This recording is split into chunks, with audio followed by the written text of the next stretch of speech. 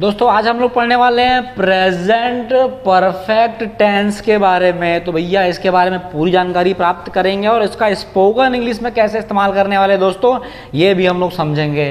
तो सबसे पहले पहचानना कैसे है कि भैया ये जो है प्रेजेंट परफेक्ट टेंस का उदाहरण है। यहाँ पे कुछ कहानी लिखा है दोस्तों, पढ़ते हैं इस कहानी को। पूर्ण वर्तमान काल या फिर पूरी हुई क्रिया को व्यक्त करने के लिए इसका इस्तेमाल करते हैं। मतलब क्या, ये भूतकाल को जोड़ता है वर्तमान काल से। इसका उदाहरण देखेंगे दोस्तों तो हमको और अच्छे समझ में आ जाएगा। आप लोग बस ये लाइन को याद रखो कि ये भूतकाल को जोड़ता है वर्तमान काल से। और हिंदी की बात करें, हिंदी के वाक्य की तो रचना की बात करें तो वाक्य के अंत में या, ई या फिर ए हमको दिखाई देगा। फिर से एक बात बोल रहा हूं दोस्तों, भूतकाल को जोड़ता है वर्तमान काल में, पूरी हुई क्रिया को व्यक्त करने का ये काम करता है दोस्तों। अब हम देखते हैं इसका सूत्र क्या है, फॉर्मूला क्या है, इंग्लिश में कैसे इसका फॉर्मेशन करेंगे। सबसे पहले सब्जेक्ट आएगा, उसके बाद हम लोग लेंगे हेल्पिंग वर्ब, हैज या फिर हैव लेंगे दोस्तों। उसके बाद लेने वाले हैं थर्ड फॉर्म ऑफ वर्ब, क्रिया का तीसरा रूप यहां पर इस्तेमाल करेंगे प्रेजेंट परफेक्ट टेंस की ओर। तो दोस्तों सामने एक एग्जाम्पल दिखाई दे रहा है, उसमें हम पूरा फॉर्मूला बिठा करके यहां सामने दिखाई दे रहा है, उसको समझते हैं।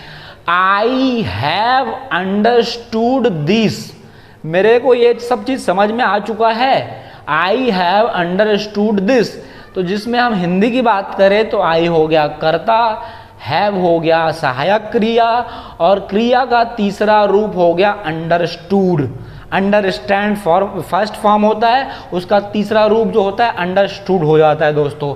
आने वाली कक्षा में हम क्रिया के तीनों रूप के बारे में पढ़ने वाले हैं। अगर अंग्रेजी की बात करें दोस्तों तो यहाँ पर हम देख रहे हैं आई जो है सब्जेक्ट है, हैव जो है यहाँ पर हेल्पिंग वर्ब दिखाई दे रहा है और यहाँ पर जो अंडरस्टूड है थर्ड फॉर्म ऑफ वर्ब हमको दिखाई दे रहा है दोस्तों। अब यहाँ पे कंफ्यूजन की बात यह है दोस्तों कि कभी कभी हमको हैज दिखाई देगा और कभी कभी हैव दिखाई देगा। उसके लिए भी कुछ नियम हैं जो कि यहाँ पर हमको व्हाइट बोर्ड में दिखाई दे रहा है, जिसको जस्ट थोड़ी देर में हम लोग समझने वाले हैं कि हैव का इस्तेमाल कब करेंगे और हैज का इस्तेमाल कब करने वाले हैं दोस्तों। मेरे को ऐसा लग रहा है दोस्तों आप सबको समझ में आ रहा है ये प्रेजेंट परफेक्ट टेंस और स्पोकन इंग्लिश के पॉइंट ऑफ व्यू से भी इंपॉर्टेंट है ये दोस्तों। कुछ और एग्जाम्पल देखते हैं जिससे हमको समझ में आएगा। वह आया, ही हैज कम, वे आए हैं, दे हैव कम, मैं आया हूं, आई हैव कम, मैंने यह किताब पढ़ ली, I have read this book, तुम आए हो, यू हैव कम। यार यहाँ पे जो कम शब्द लिखा हुआ कम, कैम, कम, ये क्रिया का तीसरा रूप है जो कम दिखाई दे रहा है यहाँ पर। अब हम देख रहे हैं भैया सबसे पहले वह आया है, ही हैज कम, ये हो गया सब्जेक्ट, ये हो गया हेल्पिंग वर्ब, ये हो गया third form of verb. They have come, वे आए हैं, ये हो गया सब्जेक्ट, ये हो गया हेल्पिंग वर्ब और ये हो गया थर्ड फॉर्म ऑफ वर्ब। वैसे यहाँ पर भी मैं आया हूँ, आई हो गया सब्जेक्ट, हैव हो गया हेल्पिंग वर्ब और ये हो गया क्रिया का तीसरा रूप। तो दोस्तों ऐसे ही खूब सारे सेंटेंस बनाओ और कमेंट बॉक्स में कम से कम 10 हिंदी के सेंटेंस और 10 अंग्रेजी के सेंटेंस आप लोग बनाइए और कमेंट बॉक्स में आग लगा दीजिए दोस्तों, खूब सारे कमेंट कीजिए। तुम आए हो, यू हैव कम, तो स्पोकन इंग्लिश में भी इसका इस्तेमाल कैसे करेंगे दोस्तों कि यहाँ पर देखो तुम आए हो, मैं आया हूं, वे आए हैं, वह आया है। ये भूतकाल और वर्तमान काल को जोड़ रहा है दोस्तों। कैसे, मैं आया हूं, वह आ चुका है या फिर तुम आए हो या वह आया है, इसको समझते हैं। तुम आए हो मतलब वह व्यक्ति हमारे घर में आ चुका है और अभी हमारे घर में है, मतलब भूतकाल और वर्तमान काल को जोड़ रहा है। पहले से वो व्यक्ति हमारे घर में आ चुका है, तुम आए हो, और घर में आ चुका है लेकिन अभी भी हमारे घर में वो है, तभी ये प्रेजेंट परफेक्ट टेंस का इस्तेमाल करते हैं। मैंने यह किताब पढ़ी है, मतलब किताब को हम पढ़ चुके हैं और वो किताब हमारे सामने रखी है अभी भी और हम दिखा के बता रहे हैं कि मैंने यह किताब पढ़ी है, पढ़ चुका है और सामने किताब रखी है। तो भूतकाल और वर्तमान काल को दोस्तों ये जोड़ रहा है। दोस्तों हम लोग ध्यान से देख रहे हैं, कहीं कहीं पर कुछ सेंटेंस में हैज़ दिखाई दे रहा है और कहीं कहीं पर हमको हैव दिखाई दे रहा है। तो भैया इसका नियम क्या है दोस्तों? हैव, हैज़ और हैड के लिए मैं एक अलग से वीडियो बनाने वाला हूं, लेकिन यहां पर प्रेजेंट परफेक्ट टेंस में हैव और हैज़ इस्तेमाल हो रहा है।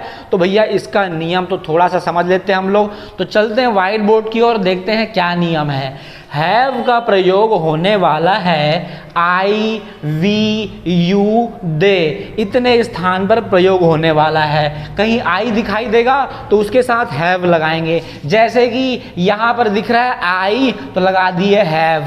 कहीं पर यू दिखाई देगा तो हम लगाएंगे हैव, यहाँ पे यू दिखाई दिया तो लगा दिए हैव, इस तरह से। इसके अलावा दोस्तों नाम दिया हुआ, कोई दो व्यक्तियों का नाम दिया रहेगा तो भी हम लोग हैव का इस्तेमाल करेंगे। बात करें अगर दोस्तों हैज का, तो ही, सी, इट के साथ हम लोग इस्तेमाल करेंगे हैज का। जैसे कि यहां पर लिखा हुआ ही हैज, तो ही के साथ इस्तेमाल होने वाला है हैज का, सी के साथ इस्तेमाल होगा हैज का, इट के साथ इस्तेमाल होगा हैज का। या किसी व्यक्ति, एक व्यक्ति का नाम लिखा है राम, श्याम, मोहन, तो उसके साथ भी दोस्तों हैज का प्रयोग होगा। दोस्तों अगला वाक्य लेते हैं, मैंने उसे पत्र भेजा है। I have sent him a letter. तो भैया हमने पत्र भेज चुका है, भूतकाल की बात थी और हम उसको वर्तमान में उसको एक्सप्लेन कर रहे हैं, इसलिए ये प्रेजेंट परफेक्ट टेंस है। और I have sent him a letter, और आई के साथ इस्तेमाल होगा हैव का। अगला सेंटेंस देखते हैं दोस्तों, मैंने उसकी अनुमति ली है। I have taken his permission. यहाँ पर आई हो गया सब्जेक्ट, हैव हो गया हेल्पिंग वर्ब, और टेकन जो है वर्ब का थर्ड फॉर्म है, तीसरा रूप है। अगला वाक्य लेते हैं दोस्तों, द बस हैज़ लेफ्ट। बस छूट गई है। द बस हैज़, तो यहाँ पर हैज़ का प्रयोग किया क्योंकि एक ही बस है भाई, उसी की बात कर रहे हैं, एक ही बस है। तो द बस हैज़ लेफ्ट, बस छूट गई है। दोस्तों इसके अलावा खूब सारे सेंटेंस और हैं जो हमारे दैनिक जीवन में इस्तेमाल आते हैं, उसको हम लोग को अपने जबान पे चढ़ाना है, मतलब चीज़ों को बार बार बोलना है। जैसे कि उसे बुखार आया है, he has got a fever, उसे जुकाम हो गया है, he has got a cold, मुझे जुकाम हो गया है, I have got a cold, मैं यह समझ गया हूँ, आई हैव अंडरस्टूड दिस। ये खूब सारे सेंटेंस हैं दोस्तों, जिसको बार बार आप वीडियो को देखिए, अपनी कॉपी में नोट कीजिए और इन शब्दों का दैनिक जीवन में इस्तेमाल कीजिए। मैंने यह खबर सुनी है। I have heard this news. मैंने यह खबर पढ़ी है। I have read this news. मैंने उसे पत्र लिखा है। I have written him a letter. मैंने उसे बताया है। I have told him. तो दोस्तों आज हमने प्रेजेंट परफेक्ट टेंस के खूब सारे एग्जाम्पल देखे, उसके नियम समझे, कब उसका इस्तेमाल होता है ये पढ़े। और आपका काम यह है कि कमेंट बॉक्स में जाना है और एग्जाम्पल लिखना है, 10 एग्जाम्पल हिंदी के और 10 एग्जाम्पल इंग्लिश के लिखना है दोस्तों। तब तक के लिए जय हिंद, जय भारत।